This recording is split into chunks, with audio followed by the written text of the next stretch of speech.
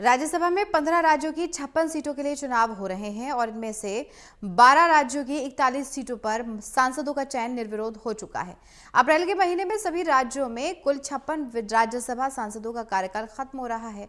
इसी वजह से फरवरी में चुनाव कराए जा रहे हैं। राज्यसभा सांसदों का चुनाव लोकसभा सांसदों की तुलना में पूरी तरीके से अलग होता है और इसी के अलावा इनका कार्यकाल और सुविधाएं भी बिल्कुल अलग होती हैं।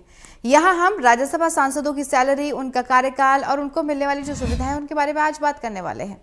राज्यसभा सांसद का चुनाव विधायक करते हैं और राज्य में विधायकों की संख्या और राज्यसभा की खाली सीटों के आधार पर तय होता है कि एक राज्यसभा सांसद के उम्मीदवार को जीत के लिए कितनी सीटें चाहिए और कितनी नहीं। वहीं लोकसभा सांसद का चुनाव जनता करती है और सबसे ज्यादा वोट पाने वाले प्रत्याशी विजयी होता है। अब बात करते हैं इनकी सैलरी की। राज्यसभा सांसद की मासिक सैलरी 2,10,000 रुपए होती है। इनमें से 20,000 रुपए ऑफिस के खर्च के लिए होते हैं और मूल सैलरी 1,90,000 रुपए होती है।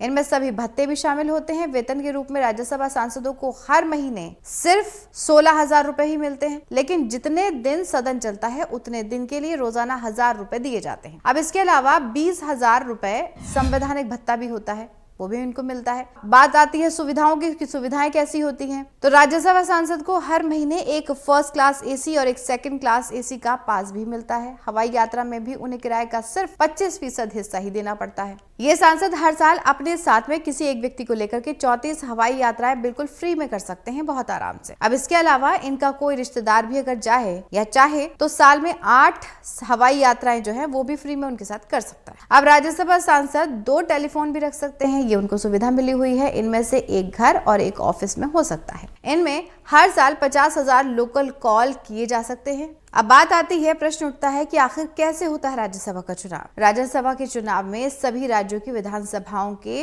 विधायक हिस्सा लिया करते हैं। इसमें विधान परिषद के सदस्य वोट नहीं डालते। राज्यसभा चुनाव की वोटिंग का एक फॉर्मूला होता है। राज्य में जितनी राज्यसभा सीटें खाली हैं उनमें एक जोड़ा जाता है, फिर उसे कुल विधानसभा सीटों की संख्या से भाग दिया जाता है। इसमें जो भी संख्या आती है उसमें फिर एक जोड़ दिया जाता है। इसके बाद में राज्यसभा चुनाव के लिए सभी विधायक सभी उम्मीदवारों के लिए वोट नहीं करते हैं, ये भी जानना जरूरी है। एक विधायक एक ही बार वोट कर सकता है, उसे एक ही बार मौका मिलता है। उन्हें बताना पड़ता है कि पहली पसंद कौन है और दूसरी पसंद कौन है।